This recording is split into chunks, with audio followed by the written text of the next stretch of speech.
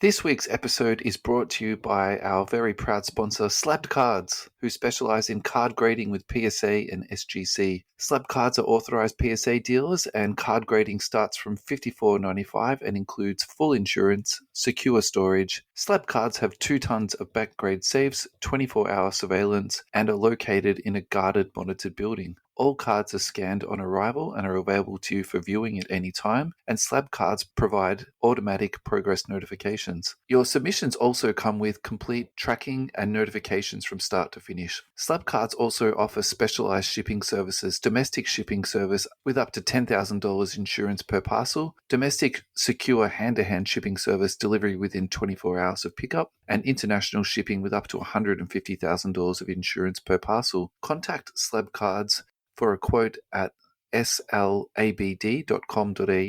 That's slabd.com.au. And also find them at 60 Waymount Street in Adelaide. Thanks very much for supporting us, Slabbed Cards. Welcome, everybody, to episode 37 of the You Can't Comp This NBA Trading Card Podcast. I'm your co-host, Adam Amy, joined, as always, by my co-host, Russell Gibson. And this week, we have a very special guest. Joining us from New York is Raymond Li. Australian guys might know the name. Raymond, thanks for coming on the show. Absolutely. Glad to be on. How's it going, guys? Good. You've caused a bit of a stir. There's been a recent acquisition and look, Russell and I are kind of excited to sort of get the lowdown on, what would we call it? It's not like we've got a bit of a ruckus online. There was a lot of people being very vocal with the changing of the name of one of our beloved Facebook groups, the NBA Collectors Downunder group. So we definitely wanted to reach out to you, Raymond, and hear what your thoughts were, mate. So thank you so much for coming on. We are very, very grateful to have you on, mate. This is exciting, actually. Yeah, absolutely. On the other end, I can understand how other people would want to hear a more detailed version of the story. Yeah. So, glad to be on and provide full transparency about kind of like why I did it, who I am. Just answer like any questions. So yeah, let's start with that. Russ and ads. Tell us about yourself, mate. Where did you come from? Like, what's your early hobby memories, and how did you get to this point? Sure. So, from the way beginning, I grew up. I was born in America, grew up in Shanghai and in California. Moved to New York for university. First got into cards when I was in middle school in Shanghai. A lot of my friends collected Pokemon and Yu-Gi-Oh cards. Mainly Pokemon cards. Played a lot of the games. First got in playing Leaf Green, and then started playing Diamond. I really like the trading aspect of Diamond, where you could trade in the, you used to be able to trade globally on their global trading system. Anyways, kind of dropped that for a few years and got back into cards in 2018, 2019. It was the first time I got to a national. Went to the national in Chicago, then started getting into sports. Met a bunch of people online, met a bunch of people at national, and it just kind of started snowballing one thing into the other. Started doing cards full-time in 2020. Basically living in different places, flipping cards, adminning Facebook groups, and now in 2022, kind of the same. I've been doing it for 2 years now. It's been great. It's been kind of the living the dream life. It's been awesome. Yeah, good. That's exciting, man. So in our research, we did find an article about you, and in the past you did Wall Street trading. So tell us about your experience in that, and then where you somehow came across into cards. Like, what's your... The crossover was actually that I had worked at this job in investment banking on Wall Street. So basically helping other companies buy and sell each other, restructure them when they go bankrupt. I hated that job. Like, it was... Yeah, I absolutely hated it. I was working, about 15 hours a day, and I lasted 8 months there. So I quit before I got my bonus. And how many hours a day did you have to work? Sorry, mate. 15. That's wild. Yeah. So generally around like from 9 to 12. But anyways, I hated the job so much that I quit without another job lined up.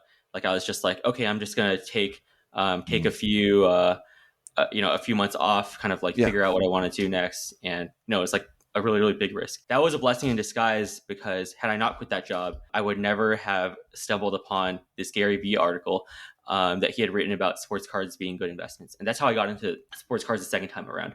Right, I was sitting at home because I wasn't working a job.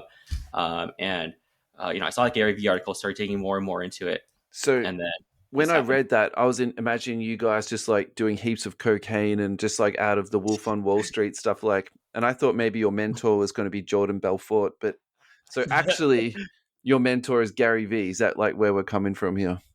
I draw a lot of lessons from Gary Vee. I think that there are a lot of things I disagree with, but how many in boxes general, of the V Friends did you buy? 0. Oh. I was tempted to buy some on eBay. We should probably check into the sold prices of that Right. recently. I think that's tanked pretty hard. Have they hit negative yet? No.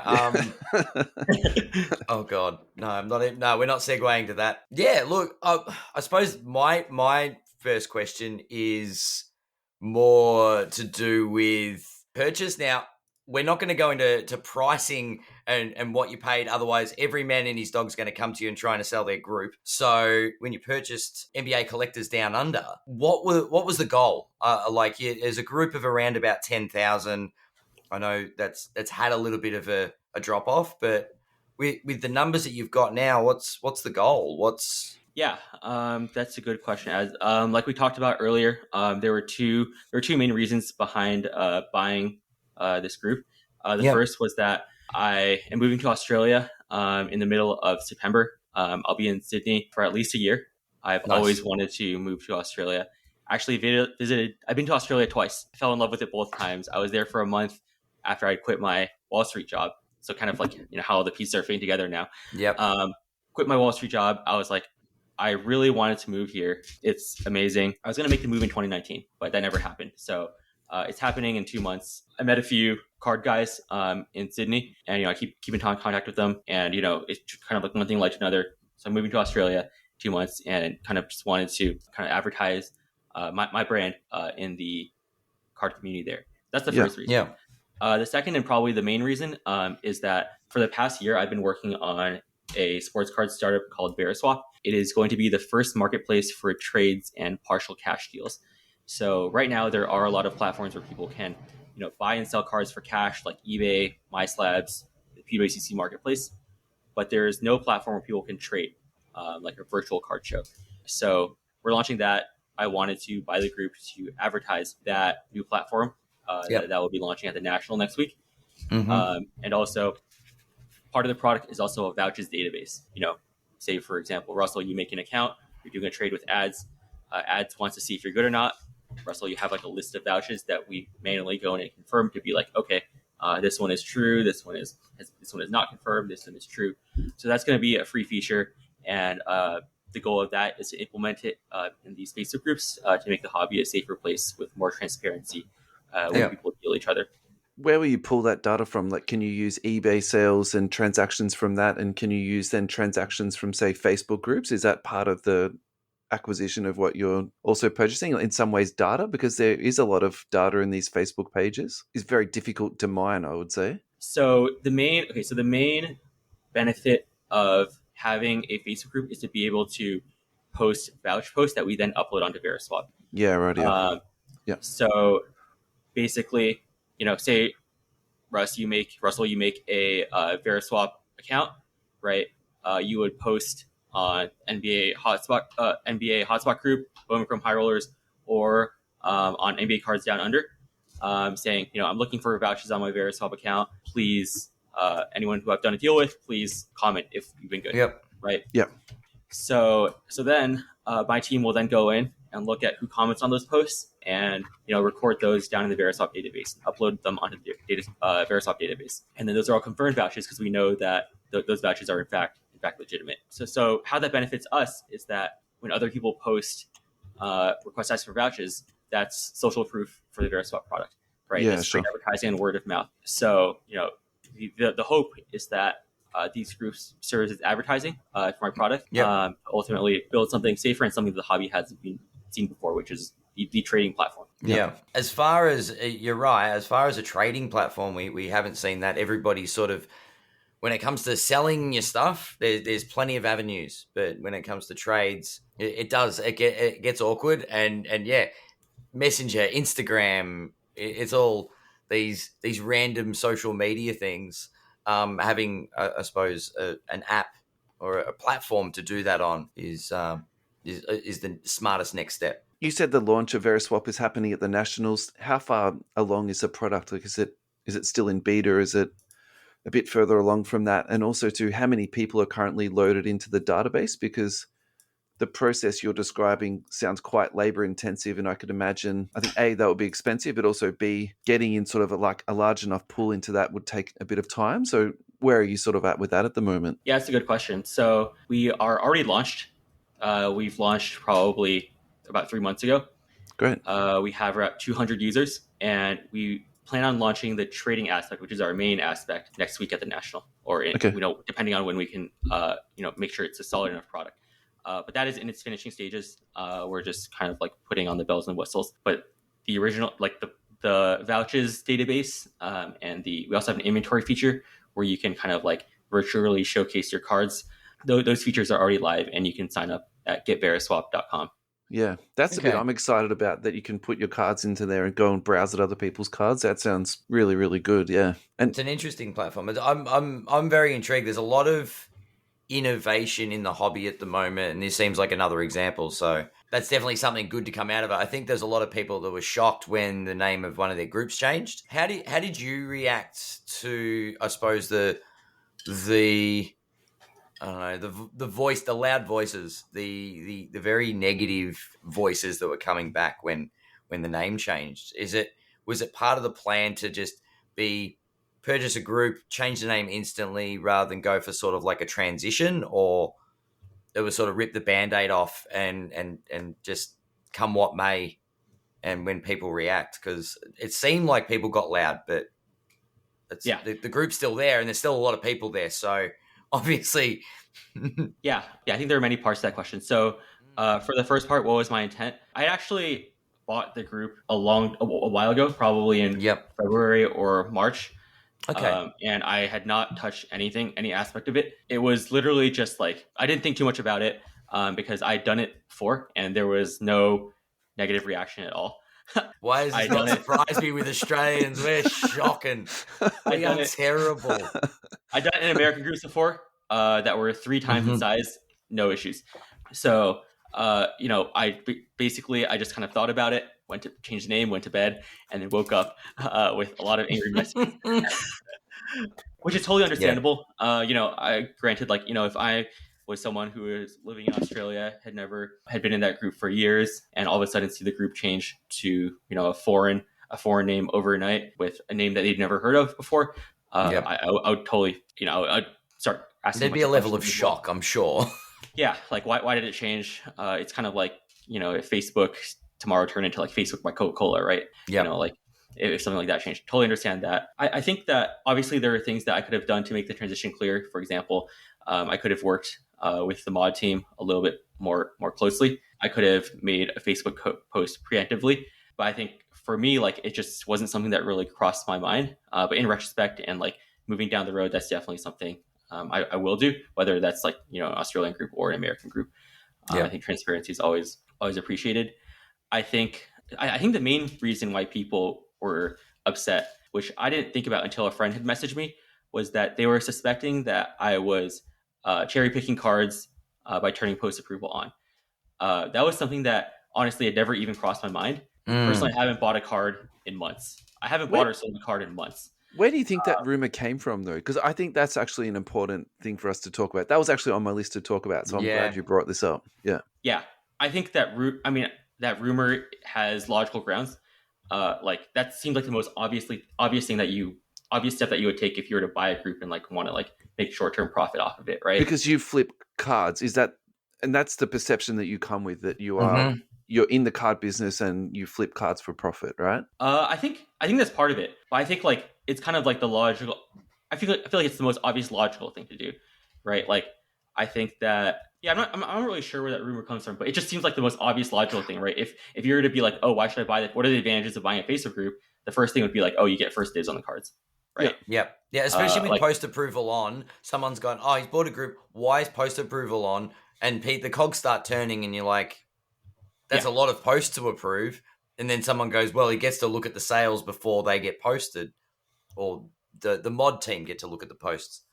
Do you know what I mean? So they're like, why are they doing that? And that's as you said, it's a logical conclusion to draw, not that it's a correct conclusion. Yeah, I mean, honestly, like if I were on the other side as well, like I would believe that too, right? Like if some random person called David Smith bought the group and turned post approval on, all of a sudden, I would be like, oh, David is definitely cherry picking all of the cards. But yeah, I mean, I haven't bought a card in months. For full transparency, I do plan on turning post approval off once things cool down. But on the post approval side, I still have been seeing like some negative things, but the plan isn't to like leave post approval on, and the plan is definitely not to cherry pick cards before they hit the market. Like if I wanted to do that, there were a million groups I could have picked before NBA cards down under.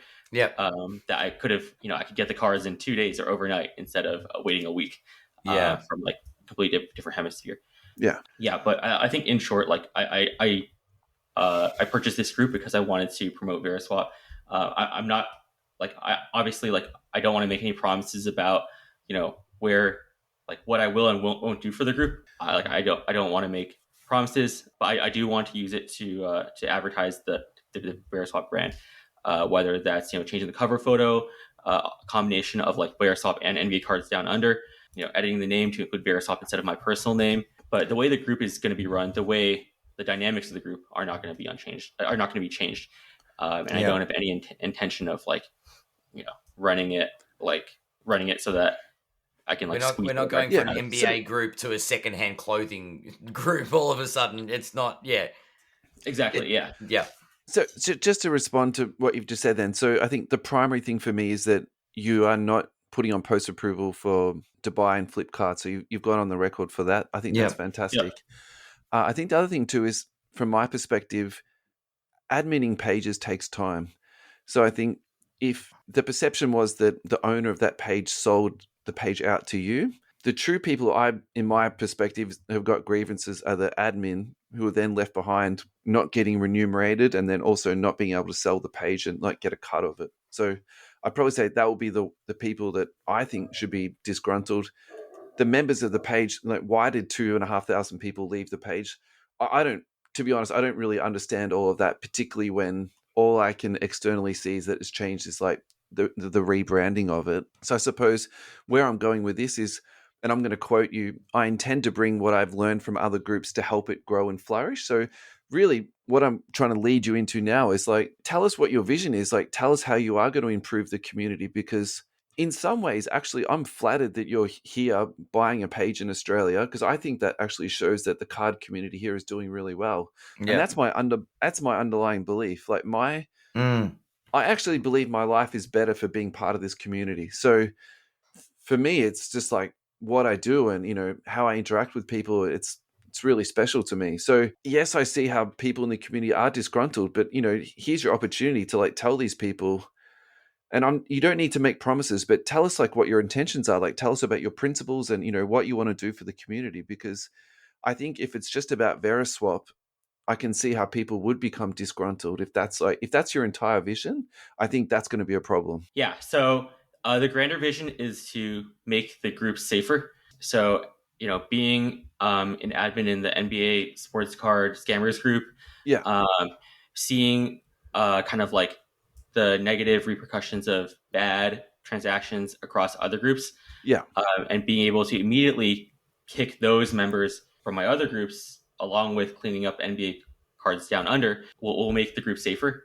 So I think that's like kind of the number one thing. This sounds a bit like regulation of the hobby, actually. Adam, what do you think about this? I knew you were going to start with this, and I definitely got me on board with that. So Adam's catchphrase is regulate the hobby. That's why we're sort of going down to that. I do like the idea of safety and the fact that it is a relatively unregulated hobby that has a lot of money involved in it and a lot of value that does sort of that isn't sort of watched over, and people can get burnt very easily. Sorry to interrupt you, mate. Please keep going. This is really good. Yeah. Yeah, I don't think it's about regulation, to be honest. I think it's just more about getting rid of scammers. In the NBA admin chat, continue, guys. No, as I was going to say, I was going to make a tongue-in-cheek. Have you thought about buying the scammers group so you can blacklist a bunch of people on VeriSwap? And then we can It's like insta blacklist them all. The scammers page. Happened in February, my man. That's it. No, I'm just kidding. It's too soon for jokes. Come on, man. It's never too soon for a joke. Oh, yeah. Anyway. Yeah, I think what we're getting at. Yeah, so I think like being an admin in a lot of these larger groups, I have insight into like even like before scammers posts get dropped, like whether or not something's about to go down. And Facebook has this feature where you can kick the same person across multiple groups all at once, and they can block any accounts that they create by IP address. So that's like one of the things. So it's just to keep the hobby safer. Another thing is also just promote kind of like the international perspective. So I want to get more. Tell me if this is something that Australians don't want, but and I won't do it. But I want to get more Americans in the group to kind of bridge gaps between different areas of the world. Like I work a lot with the Philippines. I work a lot, obviously, with Americans, and there is that gap. And I have been kind of inviting some Filipino people into the American groups. But I think it'd be cool if like the hobby was like a more international place. Agreed. Like it's hard posting international though. Like I've got a US shipping address, so for me it's easy to buy off US pages. Like it's great. Actually, I'm a member of Hotspot, so that was something else I wanted to mention earlier. I've noticed no difference since you've taken over that. So for me, it's like business as usual. If I'm trying to give some people of the Australian card groups, some reassurance, that will be like what I would say in that. And what you've said tonight seems like quite reasonable to me. Thank you to our sponsor, EJ Cards, a small but motivated company specializing in cards. EJ Cards believe passionately in great bargains and excellent service, which is why they commit themselves to give you the best of both. If you're looking for something new, you're in the right place. EJ Cards strive to be industrious and innovative, offering customers something they want, putting their desires at the top of the priority list. Find EJ Cards at www.ejcards.com.au or shop 394 to 398 Middleborough Road, Blackburn, Victoria, and also find them on Facebook. Thank you very much, EJ Cards, for sponsoring us. With international, and I'm going to go from the newbie perspective. I've come across a lot of people in the hobby that are new to buying, selling, trading cards, and posting a card interstate for them is difficult. Yeah. Posting a card internationally is something they never thought they'd ever try and do. So it adds layers. I definitely agree with that. There's a fear factor there for people, but the option for should be there. I definitely agree that not everybody is scared of it. I do think there'd be a level of transparency that needs to be made with trading or buying posts in the group if we're going to encourage international transactions, just so everybody's on the page and go, like, at heart, this is an Australian group and there are going to be people that expect to trade local. That's going to happen. It's just an education thing with the group. Yeah, I think like breaking down the borders in the hobby doesn't necessarily have to be through transactions, right? It could just be through relationships, like and discussions, I like in the past years, I've spoken with a couple Australian collectors, Arthur, Ed Lee. We haven't, trying to think about it, we've never transacted a single card in the past 3 years, right? Yeah. But we've talked about lives in our different countries and seeing content. And another aspect is like content, right? Like content from America is very different from content in Australia, which is very different from content in Asia, right? For sure. So personally, like I enjoy seeing kind of like the kind of seeing how like other people in the hobby do it, and more of it's just very, very, very interesting to me. Yeah. We're coming up to the end of our agreed time, and there's 3 other things I want to talk outside of all of this. So is there anything else, Ad or Raymond, you want to talk about before we move on? Well, I think the door, I've just got to follow up to the last little bit about content, and I think that's great. The group in the past is like we're going to focusing on NBA collectors down under has been pretty much like a buy and sell group. When you just discuss content, is that something where we're sort of opening the doors to just general discussion about the hobby? We're trying to get people just interacting. We're not trying to get fire sale after fire sale after fire sale. That you actually want, I suppose, card enthusiasts discussing, like actually talking with one another and engaging as a community rather than is that something that you see can evolve within a group like this? Yeah, definitely. Yeah. I definitely think that discussion in relationships leads to long-term health of the hobby. Yep. Like I think transactions only do so much. Yep. If the hobby is to be, long-term, sustainable, I think for people to ultimately enjoy it, right? Correct. Like if I buy a set of Zion prisms from you, like I can get that from anyone else, right? But if I personally know you as a person, ads, and Yep. and we talk, for months after our transaction, and we Yeah. discuss like, oh, like what do you think Zion's going to be like when he returns, right? Like I feel like that leads to like a lot more interesting conversations because like let's face it, like nowadays, like a lot of these cards, they're commodities, right? Like one Zion prism is very similar to like another Zion prism. So what sets one person apart, and the other is like the relationships and like the relationship interaction between people. Yeah, 100%. That's it. Yeah. Yeah. Knowing what cards somebody collects, knowing what players' PCs or side PCs are, and then knowing you see a card that pops up and you go, I know somebody that collects this player. I'm going to reach out to that person. Hey, man, how you going? Saw a really cool, I don't know, Kuzma card, blah, blah, blah. Alex Caruso, whatever. Someone want it. I've got it. What's your address? I'm going to flick it across to you. I know you collect this guy. There's a lot of that happens in the hobby, locally anyway. People we'll call them care packages. But they at least interact and tell cool stories about cards that they know people will be interested in. And I think, yeah, you're right. The community aspect is something that's undervalued sometimes. Yeah. Any final thoughts on that, Ray? Or are you happy if we chug along a little bit?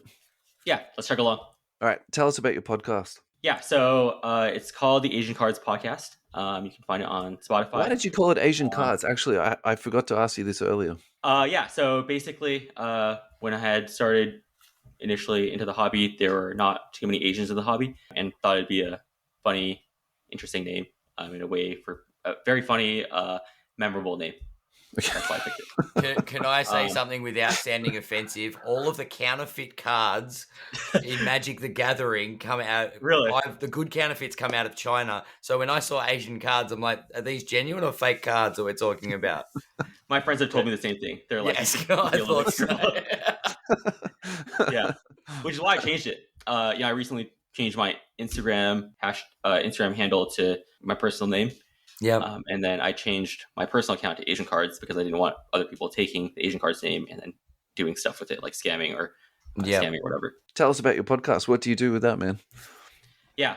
So I think the direction I want to take the podcast is to give a platform for people with unique, undercovered perspectives on the hobby.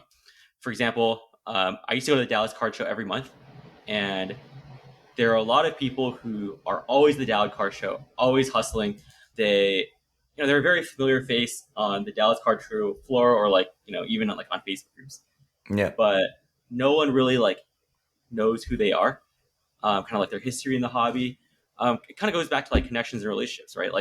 No one knows their background. Seen this face a million times, but you have no idea who this person is, right? I always thought it'd be really cool to kind of give people a platform to kind of tell their story and kind of hear their perspective on things. Yeah.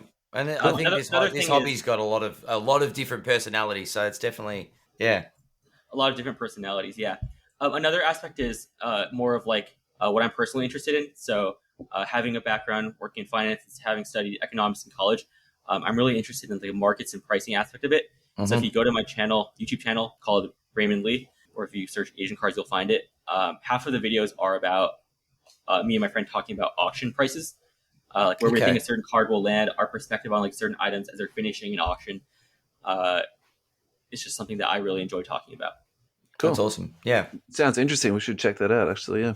Definitely. Yeah. It's, obviously we do a lot of sort of card ladder and looking at different variations and where we can find value with cards. But, the auction element, I admit I do like seeing what Golden have up for grabs and what the big ticket items are, I guess. Especially, that triple logo man was a big watch piece for us a little while back. There's also another triple logo man ending this auction. It's the Kobe LeBron Jordan. Jordan, that's right. Triple logo man, that's more of a holy grail than triple LeBron. Well, all right. So what's your perspective on that one? What's the bigger Grail card? Is it the triple logo man LeBron or the Jordan Kobe LeBron? Oh, definitely the Jordan Kobe LeBron. Yeah. Like no doubt. I think like what people don't really think about is like because the triple logo man LeBron got so much press attention, but there is no stopping Panini from making more. Yes. In 2022 and 2023, especially if LeBron goes to a new team, they could. My friend and I like looked at the card. You could theoretically fit 4 logo mans onto that card if you tried. Oh my god, no. No, mind blown. Can you imagine that? We were like measuring it and we're like, yeah, you could like fit. Panini would do that too. If you've thought about it, they'll do it. That's it. Yeah, it's true. Well, we talked about that. There's so many different ones you can make. There's so many different ones you can make, different combinations. In fact, LeBron doesn't even need to go to a new team because the 75th logo man is already different from the regular logo man. You know, it has like the sheen. Oh, wow. It's shiny. Yeah. So, you know, they could theoretically do like a Lakers logo man, but just make it 75th anniversary, right? And like people would still suck that up, right? Like they would, talk about it all day. Points of difference. That's cheating. Yeah. That's cheating. or they could even replace what's worse for the current owner is they could replace the third Lakers logo man with the 75th anniversary one, right? And that would not be good, but that would be nice. And then hopefully they could gem the card too. Actually, like not authenticated. Don't. Let's not get Panini too many ideas. This is actually a perfect segue. So, and one of our listeners, Andrew Dean, he's very supportive of us. He put up a My Holy Grail Dream Collection. So we wanted to ask you, because you must have come across some absolutely monster cards in the world that you're dealing is. Like, tell us about your Grail card. Yeah, so my Grail, these are some nice curries. My Grail card is late Kobe autos. I collect the in-flight set from 2019. I think the design on that card is awesome. Someone told me they actually used the same image. I think it was for 04 Topps Chrome. But I really like that set because of the pose. It's on card. It's one of his last autos, and it has like an eerie feel to it. And then I actually picked up the gold version of that card. Wow. Earlier this year. I actually believed that they didn't exist. Like none surfaced up until then. The best in-flight card that had surfaced was the tie-dye. So I was like, okay, Kobe probably didn't sign these before he passed away. Okay. Yeah. But since then, 2 have popped up in auction, one on Gold and one on PWCC. I got the one on PWCC. I really, really like that card. Like that. Yeah. That's yeah. I think it's very underrated. You really like it. Yeah, it's awesome. So those are the main cards. The main cards I collect. I do have like some investment pieces, like I think 2015 Ronaldo Flawless or Flawless Soccer in general is like a very underrated set. It's the only game used soccer patch auto set, and the print run is very short, and any kind of like F1 Dynasty. It's like everyone who holds it has diamond hands. They don't want to sell them. Yeah. Interesting. I'm not in that F1 like space at all, so I don't really see that. But some of the prices that's coming out of F1 now just seems like crazier than NBA in some ways. It's crazy, yeah. I think it comes down to supply. There is not a lot of supply of those F1 Dynasty products, whereas NBA you have so many products, right? You have Prism, Select, Football Chronicles, like Optic, like everything. Yeah, it's like NT, right? Stuff like that. So yeah, and Dynasty is I think 1 card a box, which is insane. I think NT is. I'm not familiar with NT. I think it's probably like 5 or 6 cards a box. So if you think about it, like they're just kind of hard to find. By case of Dynasty, it's only like 12. It's only like 12 cards. Yeah. Jeez. Yeah, not many. Not many. I still don't know if I've got a Grail card. Yeah. Alrighty, lads. I think we're up to time, so I think we just say thank you, Raymond. Thank you so much. This has been great. It's been really, it's been fantastic. I'm glad we sort of got to talk to you, man. Talk to you and sort of hopefully the people that listen to the pod anyway will know that there's you're not there to scam cards off everybody with your post approval. But yeah, like it is people. As we said, we all understand how emotional it can be when you see something's changed and the shock that you go through. But hopefully this has given you an opportunity to sort of clear the air with some of the members of the group. And yeah, I think the future of the group is great. Awesome. And Yeah, thanks for having me on today, Russell and Ads. And for, I guess, those of you guys listening, if you have any suggestions on how we can make the group better, I'm open to all ears. So just feel free to DM me anytime if you have any suggestions on how we can improve day by day. Yeah, man. Great. And if they've already listened to our podcast for the week, jump and check out Raymond's podcast. Yeah. We'll pop a link in our show notes and stuff. Awesome. I appreciate it, guys. No worries. Thanks, lads. Have a great evening.